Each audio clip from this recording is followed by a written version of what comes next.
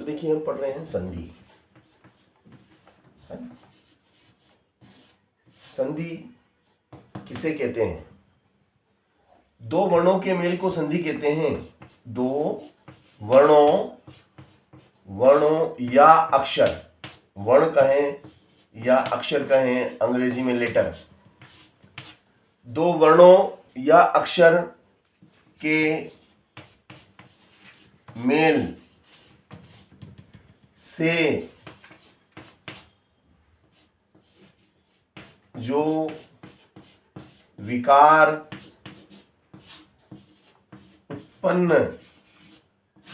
उत्पन्न होता है उसे संधि कहते हैं। उसे संधि कहते हैं। मुख्यतः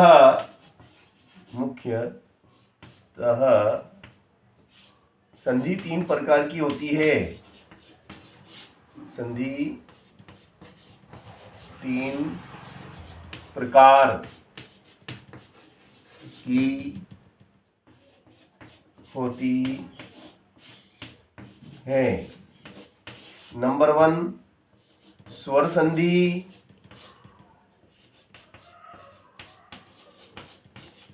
नंबर 2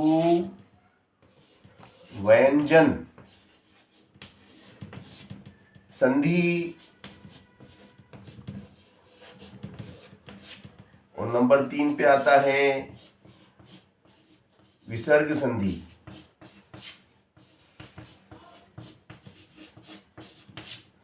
ये तीन प्रकार की संधि होती है। तो दो वर्णों के मेल से जो विकार उत्पन्न होता है उसे हम संधि कहते हैं। ठीक है ना।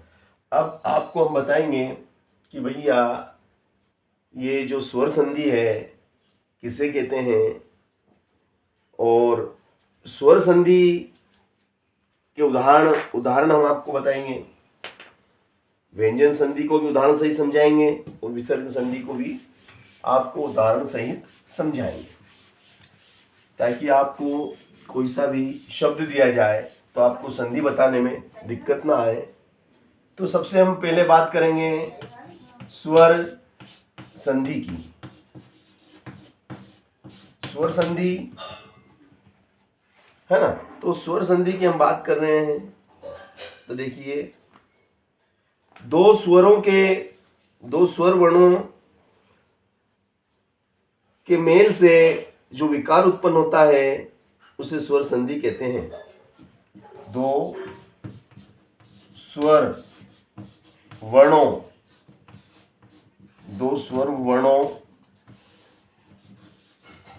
के मेल से जो विकार उत्पन्न होता है, दो स्वर वर्णों के मेल से जो विकार उत्पन्न होता है उसे स्वर संधि कहते हैं।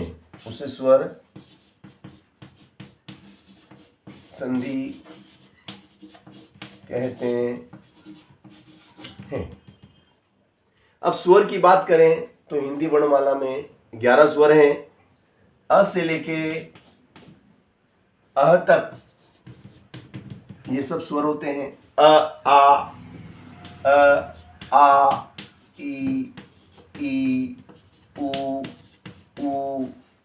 है ना, ए। मैडम देख तो दूध वाला आ गया क्या?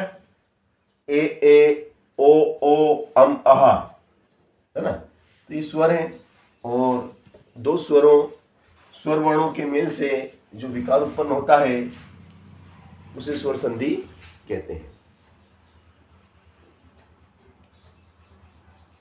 ठीक है ना। अब स्वर संधि के भी भेद होते हैं।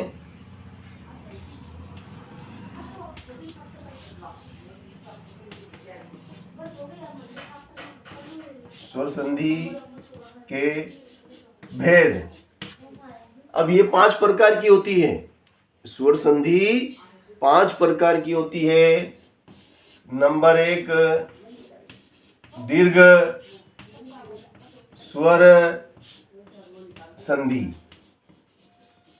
दीर्घ स्वर संधि जैसा कि नाम से मालूम है, दीर्घ यानी बड़ा। जब दो स्वर मिलते हैं और बड़ा स्वर बनता है, दीर्घ स्वर बनता है। लघु स्वर, दीर्घ स्वर।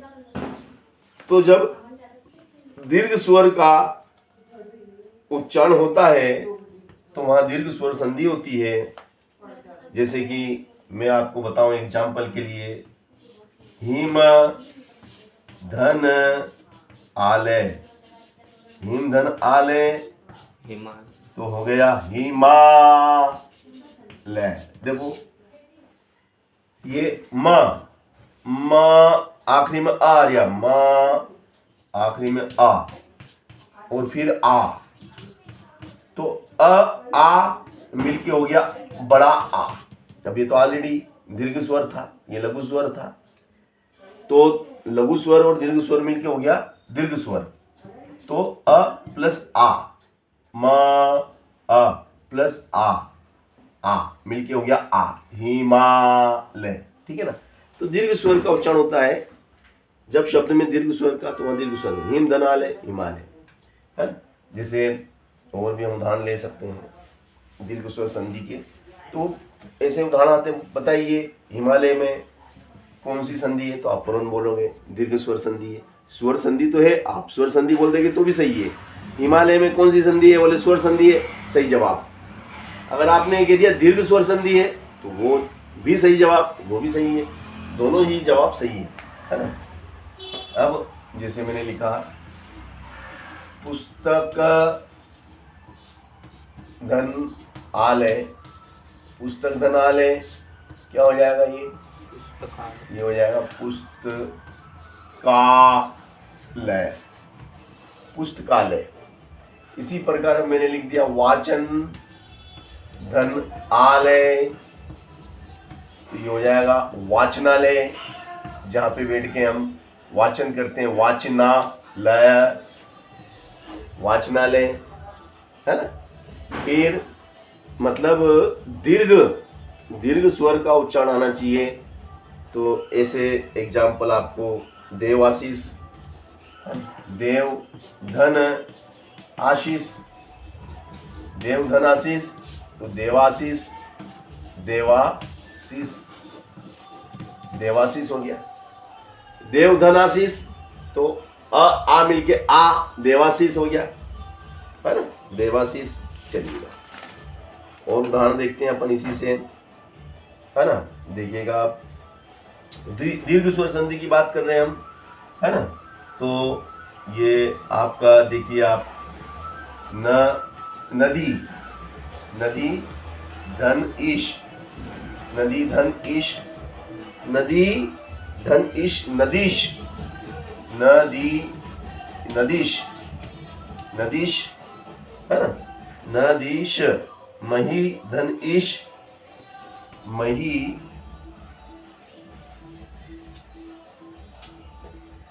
मही, मही धन ईश, तो हो जाएगा आपका महिष, महिष है ना। लक्ष्मी धनेश्वर, लक्ष्मी धन ईश्वर, लक्ष्मी धन ईश्वर, लक्ष्मीश्वर, लक्ष्मीश्वर, लक्ष्मीश्वर। ये आपके दीर्घ स्वर संधि के कुछ उदाहरण मैंने आपको बताए और बता देता हूं।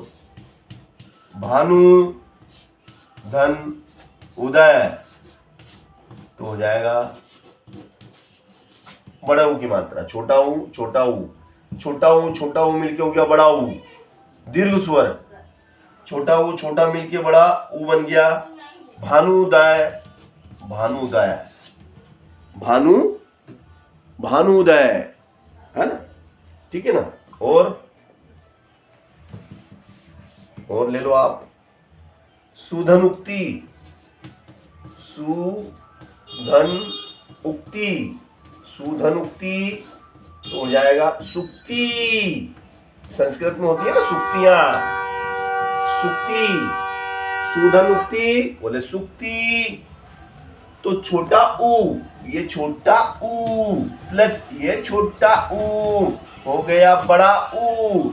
तो लघु स्वर मिलके बन गया दीर्घ स्वर, है ना, ठीक है ना। तो इस प्रकार से आपके, है ना, ये दीर्घ स्वर संधि के उदाहरण एक और उदाहरण है जो अक्सर पूछा जाता है परीक्षा में, तो वो भी बता दूं, उसको क्यों छोड़े। विद्या, विद्या, विद्याधन अर्थी, विद्याधन अर्थी बराबर विद्यार्थी,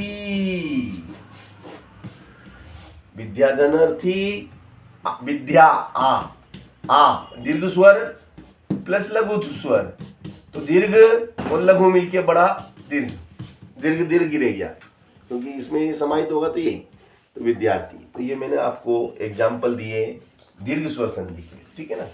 तो अब इसके बाद में हम बात करेंगे दीर्घ स्वर संधि का पहला रूप हमारा हो गया। दूसरा रूप है गुण स्वर संधि, गुण स्वर संधि, गुण स्वर संधि।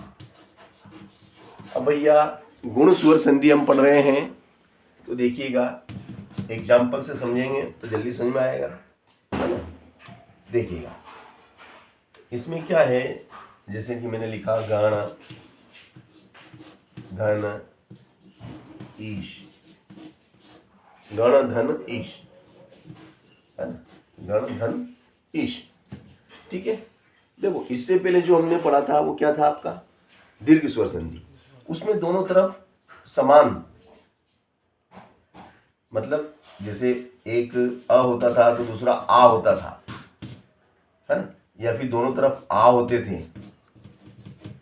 या दोनों तरफ उ प्लस उ होते थे, या एक तरफ बड़ा उ और एक तरफ छोटा उ होता था, या एक तरफ छोटा ई और छोटा ई मिलके बड़ा ई होता था। मतलब सजातीय, निकटतम, एक दूसरे के निकटतम वाले स्वर होते थे, निकटतम, जैसे अ आ ई निकटतम स्वर बन के दीर्घ स्वर होते थे, निकटतम स्वर मिलके दीर्घ स्वर का उच्चारण होता था, है ना, ठीक है ना। ये एक सजाती होते थे, सजाती कहने का मतलब ये।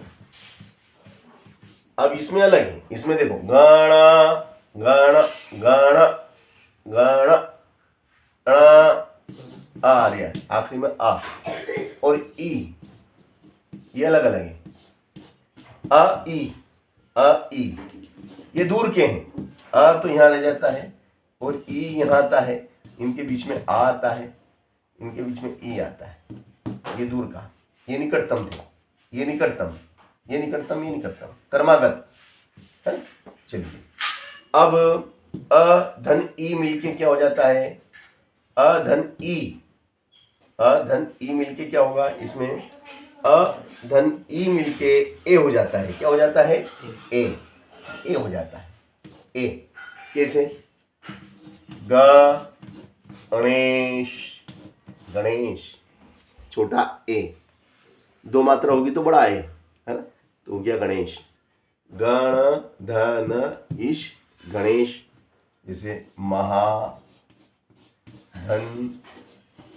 ईश, महाधन ईश, महाधन ईश, महान है, ईश्वर में जो महान है, देवताओं में जो सबसे महान है महेश, उसको महेश कहते हैं, महेश, ए बन गया, ए एड़ी की मात्रा ए, महेश, है ना। जैसे सूर धन ईश, तो ये हो जाएगा सुरेश, है ना, समझिए। तो नर धन ईश, नर धन ईश, तो हो गया नरेश। मतलब अ और ई मिलके ए बन गया, अ और ई का जब मेल हुआ तो ए का विकार उत्पन्न हुआ। अ और ई का जब मेल हुआ तो ए का विकार उत्पन्न हुआ, तो गुण स्वर संधि बन गई, उसे हम गुण स्वर संधि कहते हैं। जैसे और एग्जाम्पल ले सकते हो आप इसमें, गुण स्वर संधि के एग्जाम्पल की बात करें तो देवधन इंद्र, देवधन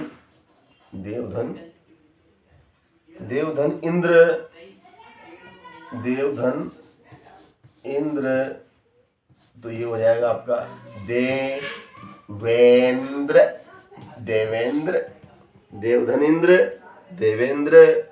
उपधनेन्द्र, उपेंद्र, है ना। चलो, तो ऐसे काफी उदाहरण हैं गुण स्वर संधि के। तो ये आपको उदाहरण से क्या होता है कि फौरन आप उसकी डेफिनेशन बना सकते हैं, समझ सकते हैं, है?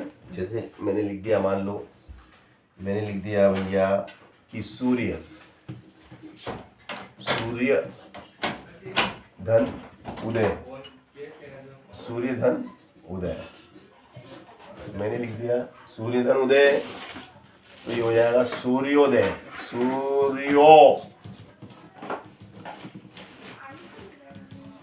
सूर्योदय, ओ बन गया, ओ बन गया, मतलब ये अ प्लस उ मिलके हो गया ओ, अ प्लस उ मिलके हो गया, निकालो क्या मैं, अ प्लस उ मिलके हो गया ओ,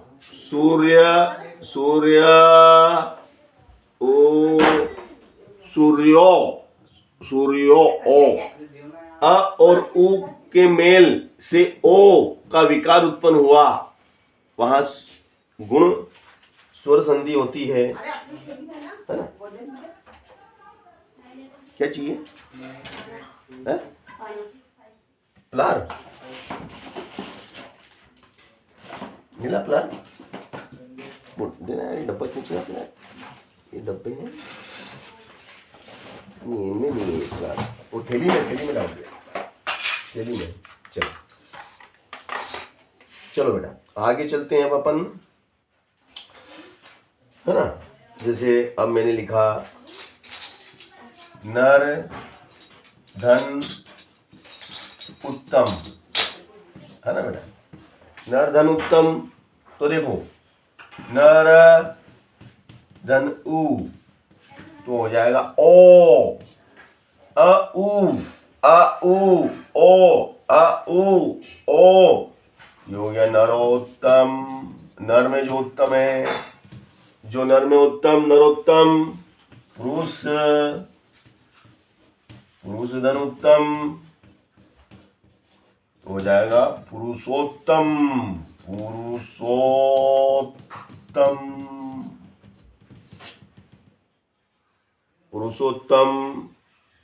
है ना। चलो, महाधन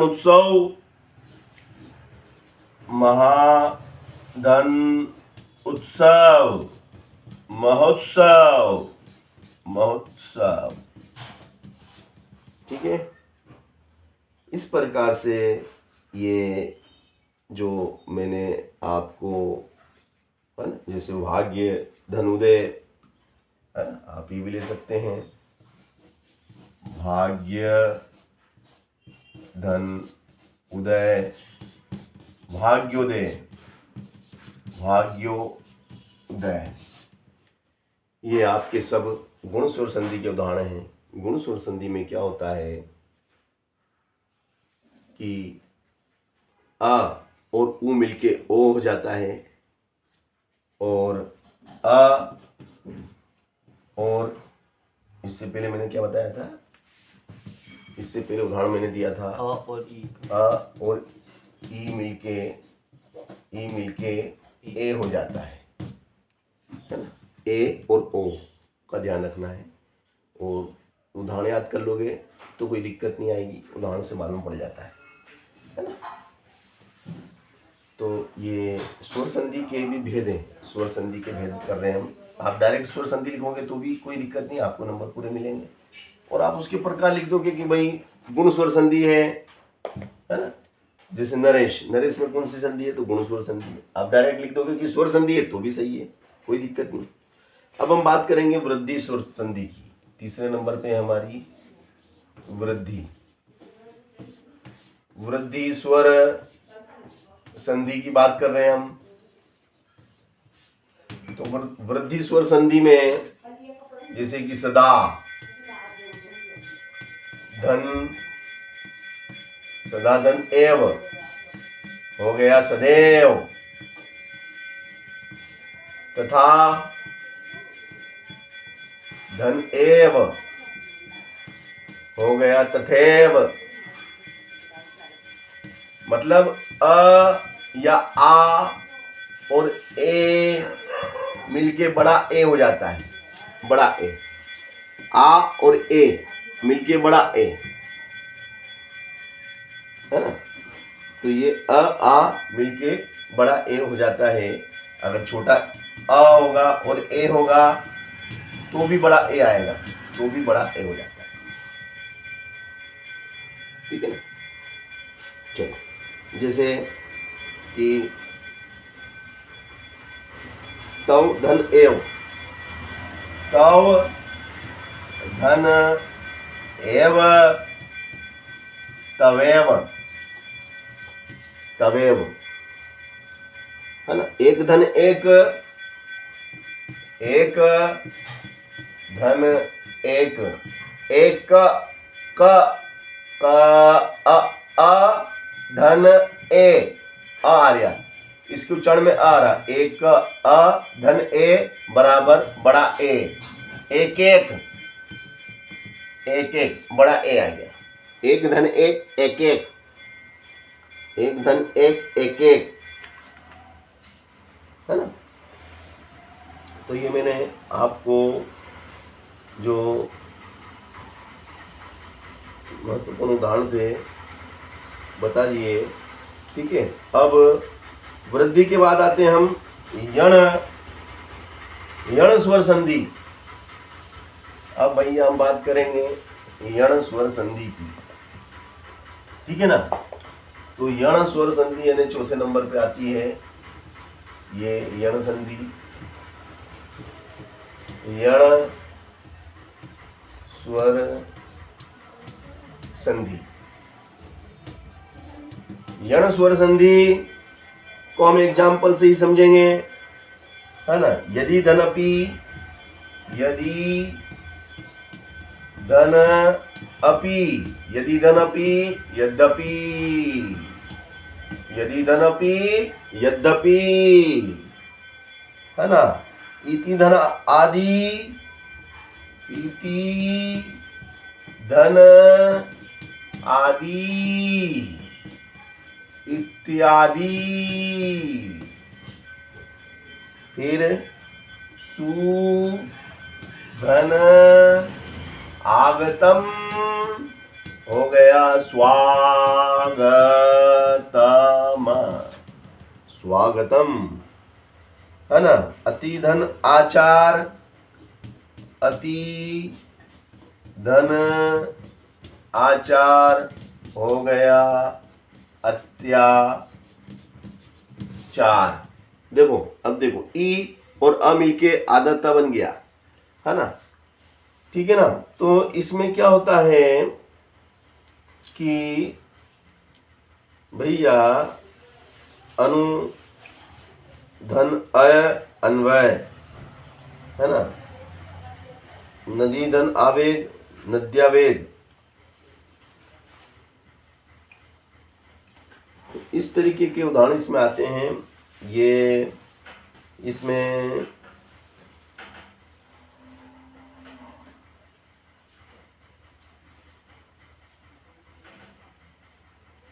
यण स्वर संधि के उदाहरण मैंने आपको बताए, इन्हें आप नोट कर लीजिए, है ना। जैसे नदी, नदी धन आवेग, तो ये हो जाएगा नद्यावेग, नद्यावेग। चलो अब इसके बाद में लास्ट एंड फाइनल है आपका अयादी, अयादी स्वर संधि है ना।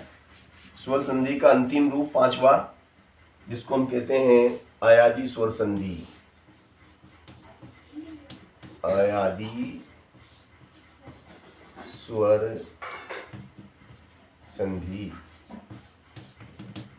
अयादी स्वर संधि का उदाहरण हम पढ़ेंगे, देखिएगा आप ध्यान से। ने धन अनम, ने धन अनम, ने धन अनम, तो ये हो गया न नम। ने मतलब ए, बड़ा ए और अ मिला, देखो बड़ा ए, ने बड़ा ए और अ मिलके क्या हो गया, न य न म, नयनम, यह हो गया। किसका उच्चारण आ गया, य का आ गया है ना, यह बन गया। तो बड़ा ए और ए मिलके ये नयनम, यह का उच्चारण आया इसमें है ना। तो ए तथा ओ के बाद कोई स्वर ए आए तो औ या ओ के आओ आदेश हो जाते हैं। औ नया,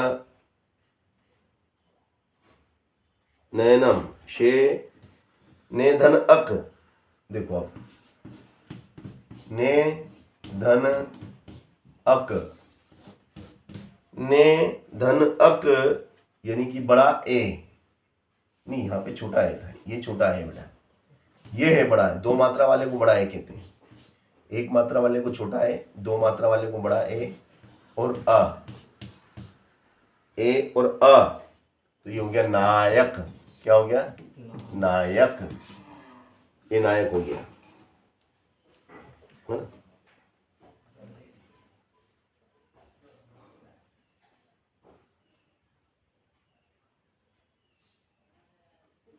नो धन इक, चलो ठीक है, तो पो धन अक, पो धन अक आपका हो जाएगा पावक,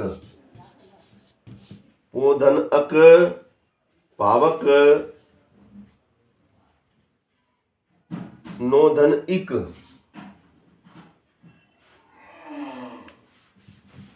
नो धन इक नाविक, नाविक, नो धन इक नाविक, ओ धन उक, भो धन उक भावुक। ये दो चार उदाहरण इसके पक्के याद कर लो बेटा, इनमें से पूछे जाते हैं। ये है आपका अयादी स्वर संधि, ठीक है ना। तो देखो मैंने आपको स्वर संधि के उदाहरण सहित उसके प्रकारों, उसके भेदों के बारे में आपको परिचय कराया। अब इसके बाद हम आते हैं व्यंजन संधि, व्यंजन संधि, ठीक है ना। व्यंजन संधि में हम लेते हैं जैसे कि सत धन जन, तो क्या हो जाएगा आपका ये सज्जन, सत धन जन बराबर सज्जन। उदाहरण लीजिए और आप, दिक धन गज, दिग्गज, दिग्ग, आधा फिर पूरा, आधा फिर पूरा, दिग्गज है ना। जैसे तत् धन लीन, तत् धन लीन तल्लीन, तल्लीन, तत् धन लीन तल्लीन, दिक धन गज दिग्गज, सत धन जन सज्जन। तो ये व्यंजन संधि को अब हम समझेंगे। देखिएगा व्यंजन संधि के बारे में आपको, व्यंजन के पश्चात स्वर या दो व्यंजनों व्यंजन वर्णों के परस्पर सामीप्य की स्थिति में जो व्यंजन उत्पन्न होता है, व्यंजन या हल वर्ण का परिवर्तन हो जाता है, वह व्यंजन संधि आती है। देखो आखिरी में व्यंजन का ही उच्चारण आता है। जैसे कि देखो सत, सत अ और जा, ज व्यंजन है। आ, इसमें आ और इसमें जा, क्या हो गया, फिर व्यंजन ही आया। तो स्वर और व्यंजन के मेल से जो व्यंजन उत्पन्न होता है ना, स्वर और व्यंजन के मेल से व्यंजन, इधर स्वर है इधर व्यंजन है, हो सकता है इधर भी व्यंजन हो, तो दो मतलब व्यंजन और स्वर या व्यंजन व्यंजन के मेल से जो विकार उत्पन्न होता है उसे हम व्यंजन संधि कहते हैं। इसमें ये बताया कि स्वर भी हो सकता है, या हो सकता है दोनों व्यंजन हो, या दोनों में से एक स्वर और एक व्यंजन हो, तो भी व्यंजन, परिणाम में व्यंजन ही आएगा। जो ध्वनि उत्पन्न होगी वो किसकी होगी, व्यंजन की होगी, है ना। तो स्वर और व्यंजन 11 व्यंजन होते हैं, बाकी सब 11 स्वर होते हैं, बाकी सब व्यंजन होते हैं, तो ये व्यंजन है, हिंदी वर्णमाला का व्यंजन है ना, ठीक है ना। तो यहाँ पर ये कुछ उदाहरण मैंने आपको दिए हैं, है ना, और उदाहरण मैं आपको बताऊंगा व्यंजन संधि के। जैसे कि भैया जो प्रचलित उदाहरण है उसी की बात करेंगे, ताकि इसमें के ज़्यादा पूछे जाते हैं, है ना। और लेते हैं अपन प्रचलित उदाहरण में अपन ले लेते हैं सत धन चरित्र।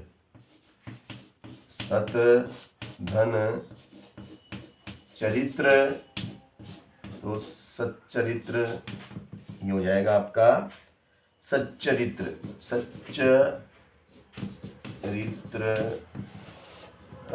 दिग्धनगज दिग्गज, सतधनजन सज्जन। और बताइए जो आपके थोड़ा आपके भी दिमाग में आ रहे, वाक धन ईश, वाक धन ईश, क्या हो जाएगा बेटा, वागीश, वागीश, देखो ग हो गया, है ना। देखो ध्यान से देखना, ये क्या है, वाका का आ और ई, है ना, है ना, और ये हो गया ग, ग आ गया, है ना। तो क,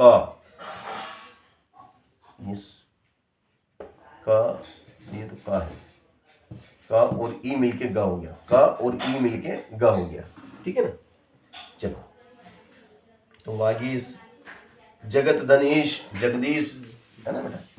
जैसे अपन ये वाला भी लिख सकते हैं, जगत धन ईश, तो क्या हो गया, जगदीश, दवात का बन गया, है ना। जगत धन ईश, जगदीश, जगत जगदीश, जगत धनीश, जगदीश, सही, बिल्कुल सही है ना, जगदीश हो गया। और दिक धन अंबर, दिक धन अंबर, क्या हो जाएगा, दिगंबर, दिगंबर, है ना। इस तरीके से हम ये बनाएंगे।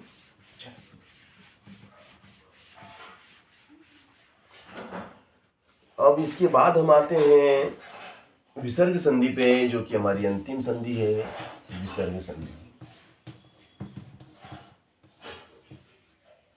विसर्ग संधि की हम बात करेंगे। विसर्ग संधि, तो देखिएगा इसके भी उदाहरण हम आपको उदाहरण के साथ में समझाएंगे, क्योंकि हमारे पास उदाहरण की कोई कमी नहीं है, पर्याप्त उदाहरण है हमारे पास विसर्ग संधि के, है ना। अब आपको विसर्ग संधि में ले जाते हैं, और ये रही आपकी विसर्ग संधि। देखो भाई, जैसे कि निह धन कलंक, है ना, दुह धन जन, दुह धन दुस्साहस, दुह धन लभ, है ना। देखो आप, निहधन कलंक निष्कलंक, निष्कलंक, दुहधन जन दुर्जन, दुहधन साहस दुस्साहस,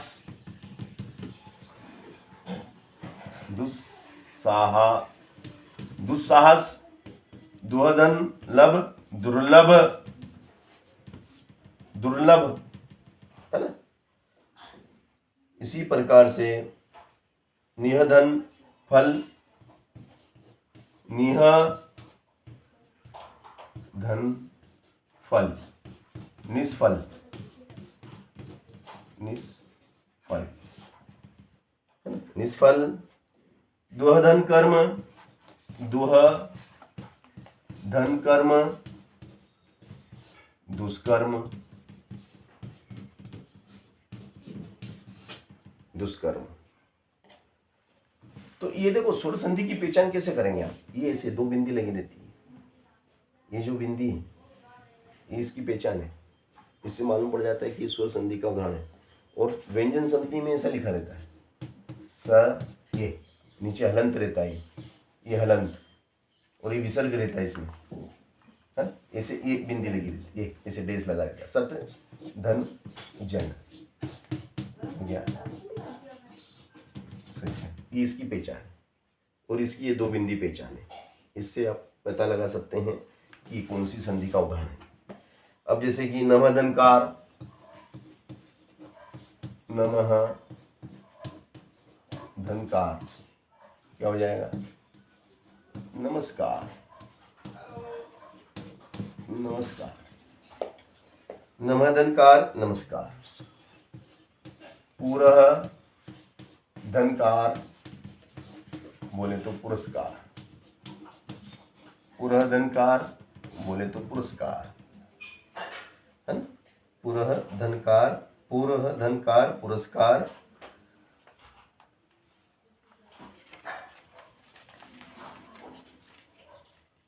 निहधन, निहधनचय, निश्चय, निश्चय, निहधनचय निश्चय,